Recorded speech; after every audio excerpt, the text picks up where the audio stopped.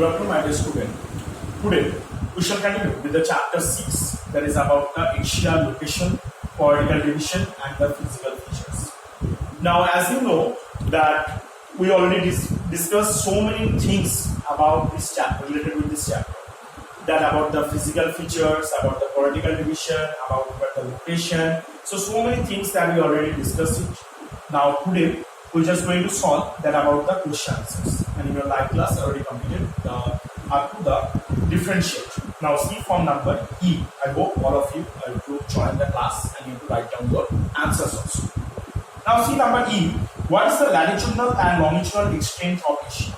Now, what is the latitudinal and longitudinal extent? So, the latitudinal extent is the latitudinal extent. Latitudinal extent is and the longitudinal.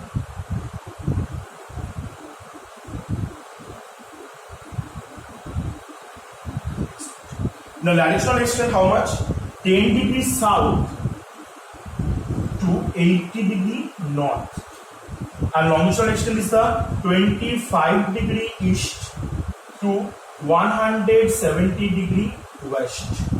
Okay, so these things is a fast answer. That is what is the latitudinal extent and the longitudinal extent of Asia continent. The latitudinal extent is the 10 degree south to 80 degree north, and longitudinal extent is the 25 degree east to 170 degree west.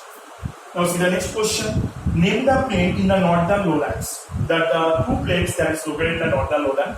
The first one is the Siberian plain, and second one is the Turan plain. Again I repeat. The first one is the Siberian plain, and the second one is the Turan plain.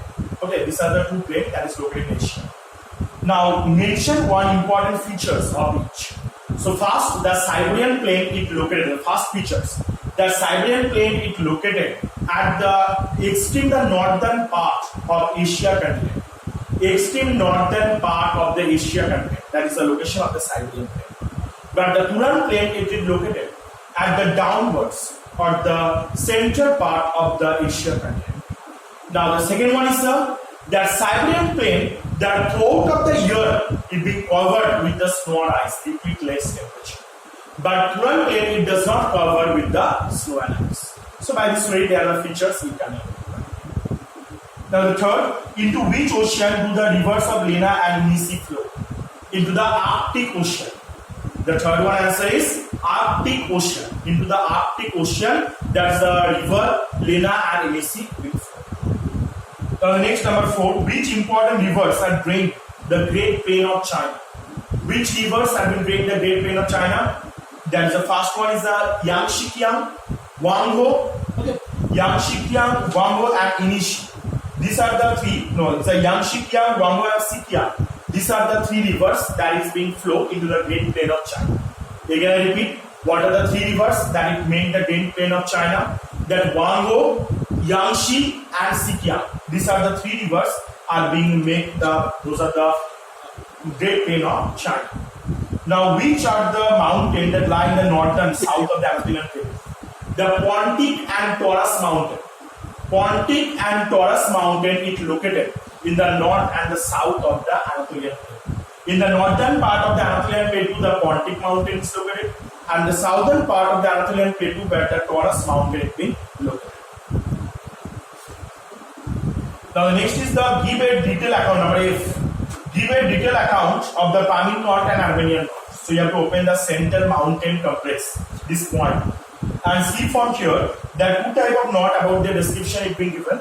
Now from the Pamir Knot, that first of all where it is located, name of the mountains and the plateaus are being originate in this region. That these all the things that we have to be mentioned for the Pamir Knot. The same way about the next page is also given in the page number 96.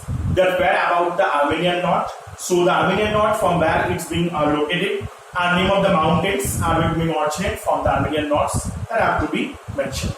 Okay. Now the second question, name the ranges that which are encircle the Tibetan Plateau and the Iranian Plateau.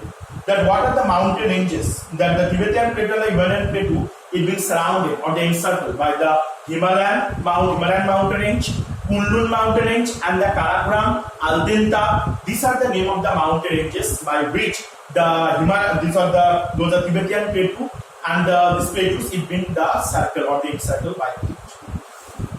The third is describe the Great River Basin of Asia. So it already the points is given, Great River Basin, page number 96 and 97. So these are all the 5 points that have to be mentioned. Here the 6 points are given. You have to write at least any 5 points. Okay. Next, give an account for the southern plateau. So here also the southern plateau point is given. Physical features, that is the 96 page number. In the southern plateau, that where it located. What are the plateaus are being found inside the southern plateau, and also that name of the rivers that flow. Okay, that in the southern plateau region. We have to summarize this point and have to be write the answer. Those are the main important points from this particular point that we have to be find out and have to write the answer in the summarization. Okay. Now, how are the islands formed? There is a very important question. How the islands are formed? That first of all, that islands is formed due to the natural movement. That when the natural disaster, especially the earthquake, when it occurred, that time what happened?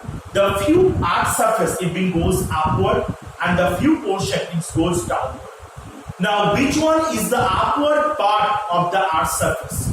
Or the suppose when this movement or this undulating movement that when it occurred inside the ocean or the seabed, that a few part from the ocean bodies that it goes upward or uplifted.